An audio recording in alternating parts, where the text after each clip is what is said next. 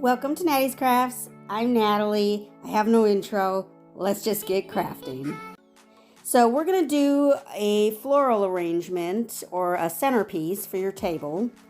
And with this first one, we're just going to use some florals I got from Hobby Lobby and Dollar Tree, and then this small Dollar Tree little wood tray. And this, you could just leave natural color because that wood is fine. You're not going to see much of it at all. So I am just going to put a little bit of a very rough coat of white on here. You can barely even tell that I painted it white. And this may have just honestly been a waste of time unless you do actually just want it to be white or look a little bit white. It's like a very rough coat. So after I did that, then I decided that I actually wanted to put a little bit of a stainish color on there. So I just mixed a little bit of brown paint and a little bit of water, and I'm just going to very lightly put a stained color, somewhat of a stained color on the little tray. Again, this is not something you need to do because you very minorly see this. So it's like a tiny little peek of this tray that you'll actually see. But since I did paint it, I'm going to go ahead and dry it off. And since I put such a light coat, it dried off really quickly with my hairdryer. So literally just going to swipe my hairdryer across there a few times to get this dry. And then we're going to glue some floral foam to the bottom of the tray. Or not to the bottom, but inside the tray. This floral foam was the little cubes that they used to sell at Dollar Tree. I don't honestly know if they still sell it or not because I haven't needed to buy floral foam in so long. But that's what I'm using here is just little cubes. You could, of course, just cut this yourself. And then I'm going to add just some random florals and greenery that I had extra, that was just extra. So just pieces that I had, 2 or 4 pieces of is what I'm using here.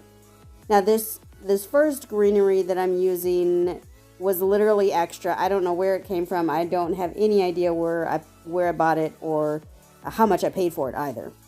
But I'm just going to use what I can to kind of fill in the spaces.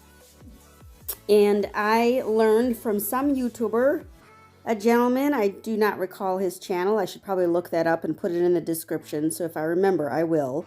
But he always said to make your florals look symmetrical.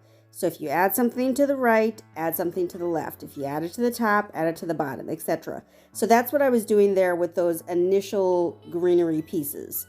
Because those pieces you will see underneath the actual flowers that I put in.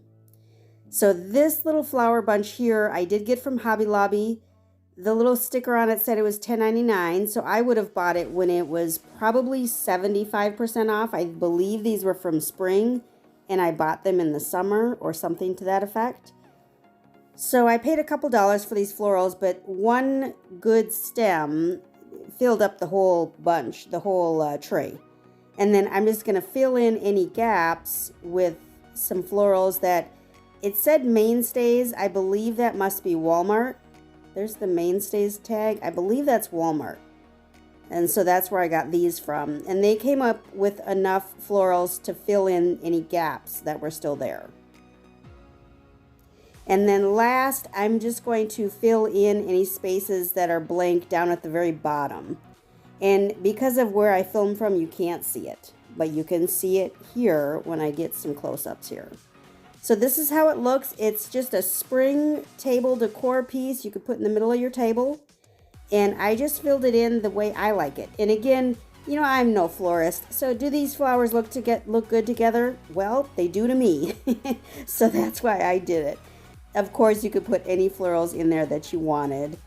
And then next, we're going to do a vase with somewhat of the same idea. I'm going to start with some glass marble. They're not marbles.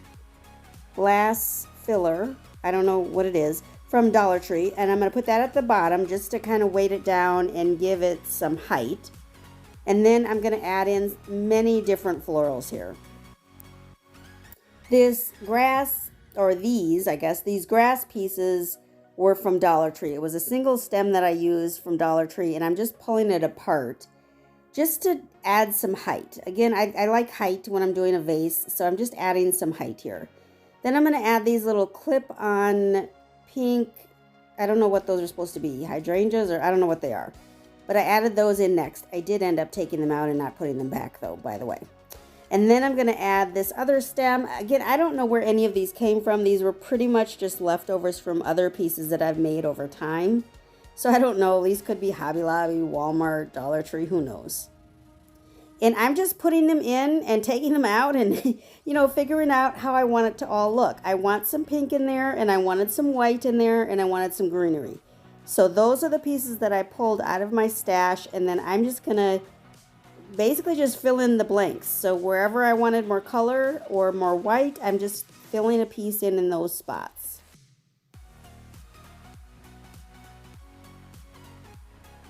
And this is where I decided I didn't want the clip-on pieces because I could see the clip. I didn't like that. So I took those out.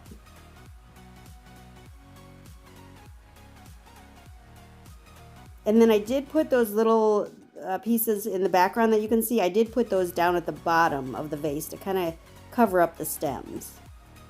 And so this is what I came up with. Some glass beads, then some little pieces of greenery, eucalyptus I believe, and then just a bunch of different random flowers. And I think it's pretty cute, and it looks very springy to me. So it makes me happy, makes me smile. And then last, we're doing this little keychain that I got. It's a kit from Dollar Tree. So this was just the $1.25 standard Dollar Tree item. And it was better, actually, than I thought it was going to be. So I was pleasantly surprised. And so I was just taking this apart taking this out of the package to figure out what all these pieces were. And I'm a slow learner, and so it took me a bit, but just starting by taking it all apart. I decided I wanted the background of the keychain to be gold. So I'm just going to paint both sides with this metallic gold paint. And I am glad I did this because if you leave it that wood color without putting any kind of sealant or anything over it, it's going to get dirty and that's going to look gross. So I'm glad I painted it gold first.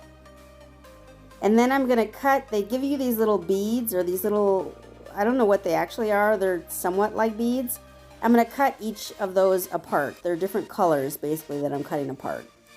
And then you're supposed to put it in this little tray and you shake the tray around to make the beads all supposedly lay flat. And then you're going to take, there's a layer of protective film over the little cupcake that you're seeing. So you take the protective film off, but cover the parts that you're not putting the beads on right away. And then you're going to use that little red square there. That's actually a little, I don't know, like a chunk of wax. It took me a while to figure out what the purpose was. But after I figured it out, you put the wax in this little applicator tool and it helps to pick up the beads very easily.